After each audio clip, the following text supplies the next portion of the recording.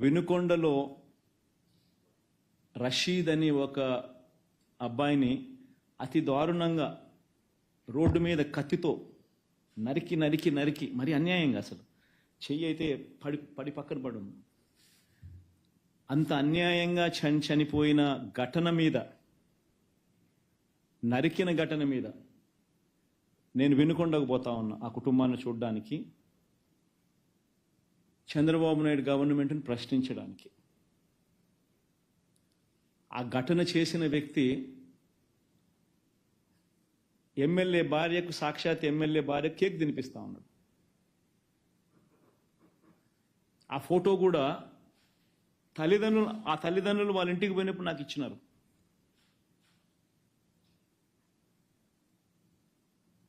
ఎమ్మెల్యేతో చంపిన ఆ వ్యక్తి పక్కనే నిల్చొని ఉన్న ఫోటో, తెలుగుదేశం పార్టీ ఇతర నాయకులతో ఆ మనిషి కలిసి దిగిన పక్కనే ఉన్న ఫోటో, ఇవన్నీ నాకు ఆ కుటుంబ సభ్యులు ఇచ్చినారు. అయినా కేసులు వాళ్ళు ఎవరి మీద కేసులు పెట్టలా పోలీసులు. ఎమ్మెల్యే భార్య మీద కేసు లేదు, ఎమ్మెల్యే మీద కేసు లేదు, ఎమ్మెల్యే ఆ local leaders, X municipal chairman వాళ్ళ మీద కూడా కేసులు. వీటి మీద నేను ప్రశ్నిస్తూ ఆ రోజు నేను వినుకొండకు పోయే కార్యక్రమం నేను చేస్తూ ఉంటే కరెక్ట్గా అదే రోజు టాపిక్ డైవర్ట్ చేసేందుకు ఆ రోజు ఏం చేశాడు చంద్రబాబు నాయుడు ముఖ్యమంత్రిగా 2 సార్లు రివ్యూలు తీసుకున్నాడు. మదనపల్లిలో ఆర్డీఓ కార్యాలయం కాలిపోతాయి. రషీద్ అనే వ్యక్తిని చంపేశారు, నేను ఢిల్లీకి పోయాను చేశాను. ఎవరా రషీద్? చంపిన వాడెవరు, చచ్చిన వారెవరు, ఏ పార్టీ వాళ్ళని అడుగుతున్నా. ఒకప్పుడు మొన్నటి వరకు మీ పార్టీ అవునా కాదా? ఓకే, అది అయ్యింది. 36 మంది చనిపోయారని గవర్నర్ దగ్గరికి వెళ్ళావు.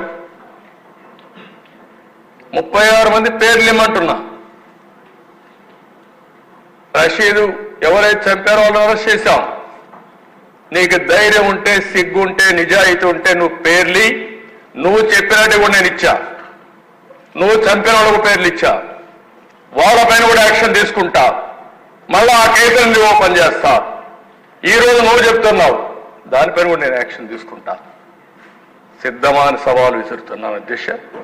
మాయ మాటలు మాట్లాడద్దు, దొంగ ఏడుపులొద్దు, నంగి మాటలొద్దు. బాబాయిని చంపేసే ఇప్పటికి కూడా ఊకిల్డ్ బాబాయి తెలియదు. చెప్పాల్సిన బాధ్యత లేదా? మాకు తెలియజేయాల్సిన బాధ్యత లేదా? దోషుల్ని నిలబెట్టాల్సిన బాధ్యత లేదా అని అడుగుతున్నారు అధ్యక్ష. మిమ్మల్ని ఎవరన్నా ఉన్నారు, ఆ విషయాలన్నీ కూడా పెడతాను. ఒకే మాట చెప్పాను, ఎవరైనా సరే తప్పు చేస్తే వాళ్ళని శిక్షిస్తాం, మా పార్టీ వాళ్ళని కూడా శిక్షిస్తానని చెప్పాను. అదే మాదిరిగా చాలా మంది మీకు అనుమానం ఉంది, గడిచిన రోజుల్లో హత్యలు చేశారు, అవి మాత్రం మీరు పట్టించుకోలేదని. అవి కూడా వదిలిపెట్టాను, వడ్డీతో సహా చెల్లిస్తా, అది కూడా పెడతాను. ప్రజాస్వామ్యం అంటే తమాషా కాదు. హత్యలు చేయడం, నేరాలు చేయడం, ఘోరాలు చేయడం, ఎదురుదాడి చేయడం, అది రాజకీయ ముసుగులో ఎదురుదాడి చేయాలనుకుంటున్నారు. కానీ ఆ ముసుగు తీస్తాం. నేరస్తులుగానే చూసే విధానానికి శ్రీకారం చుడతానని చెప్పి మరొకసారి తెలియజేస్తున్న దిశ.